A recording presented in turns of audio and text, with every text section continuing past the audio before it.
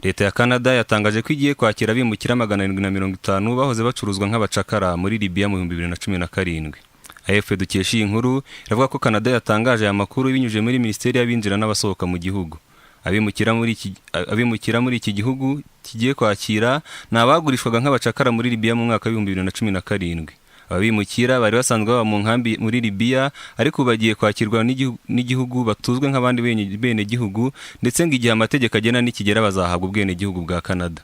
Minisitiri w'abinjira n'abasohoka Ahmed Hussein yabwiye itangazamakuru ko Canada ari kimwe mu bihugu bike byemeye gukorana n'ishami ry'umuryango w'abibumbye ryita ku mpunzi mu kwakira no gutuza abimukira.